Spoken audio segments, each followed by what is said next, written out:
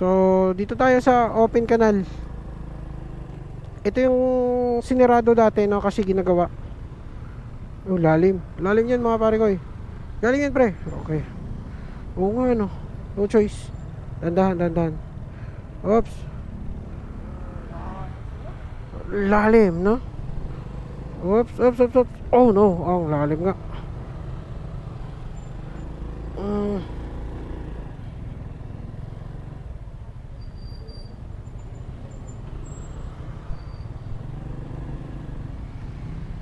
Hindi pala, hindi pa. Doon sa kabila pa pala yun. Kasi nalilito kasi ako dito eh na para kasi itong dalawa eh. May dalawa parang may magkamukha dito na lugar eh.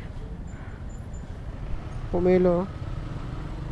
The original Davao Pomelo. Masarap daw yung pomelo sa Davao. Kaya Davao talaga ang the best sa pomelo. At saka durian. No? Medyo traffic dito mga pare ko.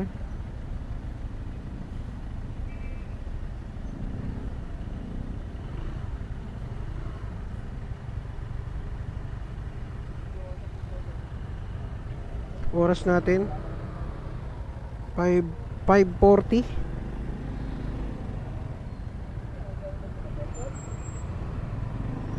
Grabe ang init ng singaw nitong ano, yung van na to.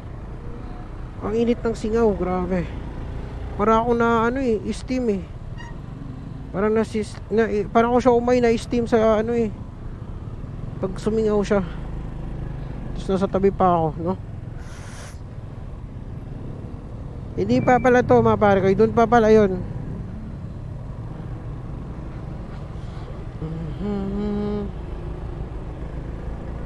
Eto.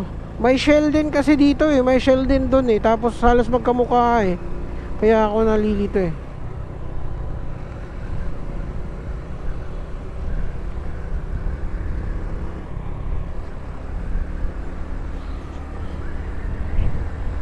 Ito yung Himlayang. Ito yung cemetery nila dito sa Gentry.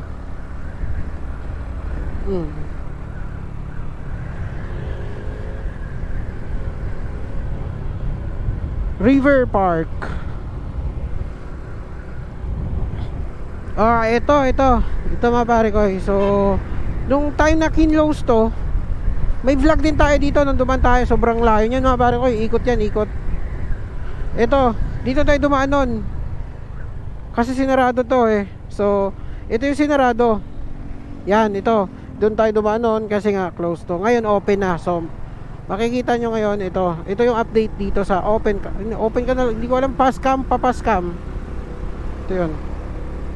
Sobrang ganda na dito mga pare ko eh, no?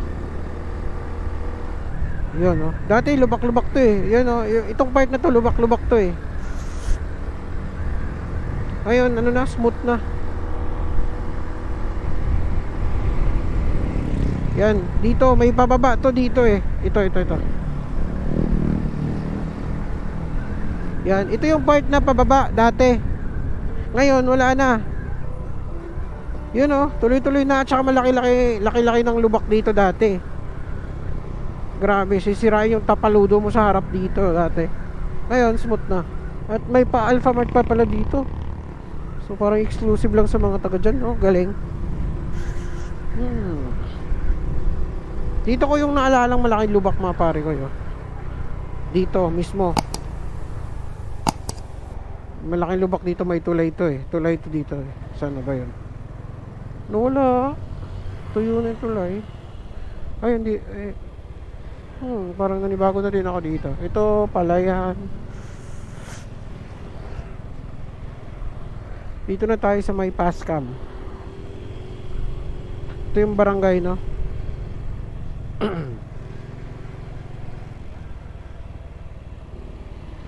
Kalampag.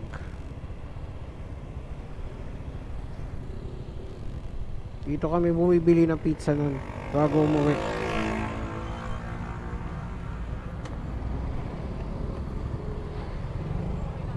Suzuki Smash, no? Magkasunod, oh.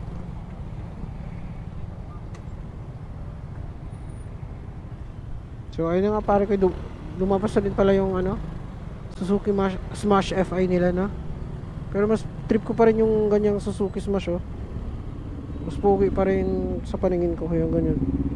Ganyang Suzuki Smash na ganyang itsura. Yung carbs, mas pogi pa rin para sa akin yan, eh. Oh, ang laki nito. Ang laki nito. Oops. Bibuy tayo.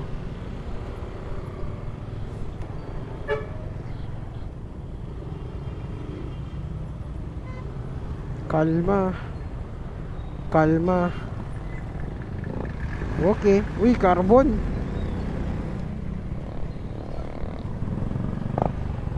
Carbon, Lodi.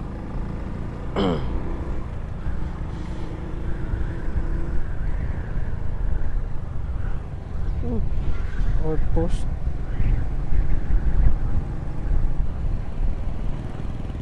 Ang smooth na doon mga pare kayo, no?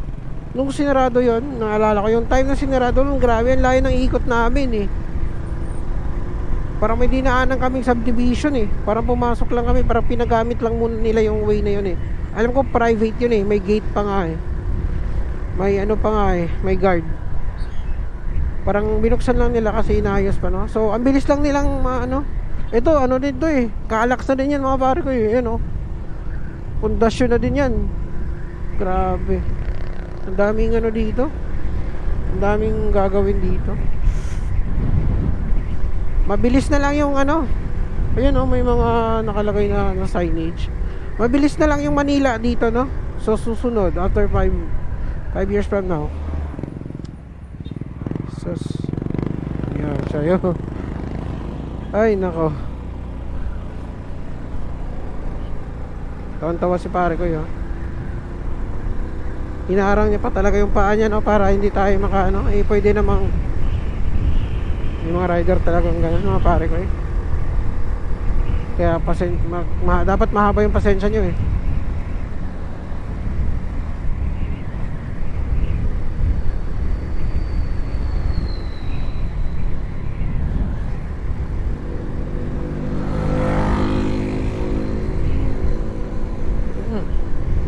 Laki ng humps.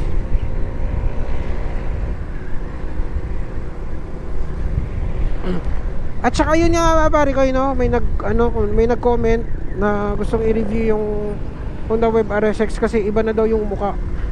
Nung ni-research ko, iba na nga mga pare ko, no? Iba na yung muka ni Honda Wave RSX, no? Yung mga bagong labas nila, ang bilis nagbago. Pero para sa akin mga pare ko, eh, itong Honda Wave RSX na to, yung pinaka-legendary, no? Itong pinakaunang labas nila, ito mismo yung C1. Ganitong mukha na gusto ko sa RSX. Ang ganda nito, no? Ibig sabihin magiging limited edition na lang pala to, no? Kasi dahil dun sa bagong labas nila, yung kulay white yung maganda dun, eh. Yun yung maganda, iba. Okay din naman, hindi ko naman sinasabing pangit, maganda, pero mas maganda talaga to, no? Yung hawak natin.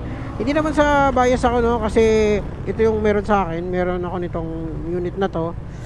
Para sa akin, no, kung meron man din ako noon, ito pa rin pipiliin ko, mas maganda siya, para sa akin, no? Iba-iba kasi tayo ng ano, pero para sa akin ito yung maganda.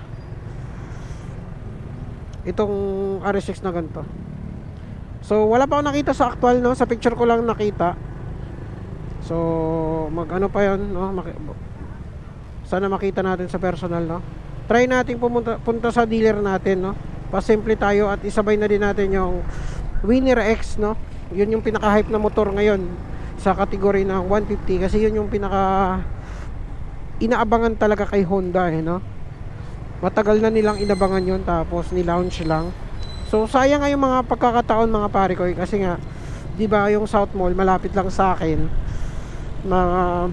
Bilis ko lang siyang puntahan, kaso yung time na yun busy talaga ako, no? Busy talaga ako nung balitaan ko ano, ilang days pala sila doon, no? Hindi man lang tayo nakapag-test ride, na daan na lang natin.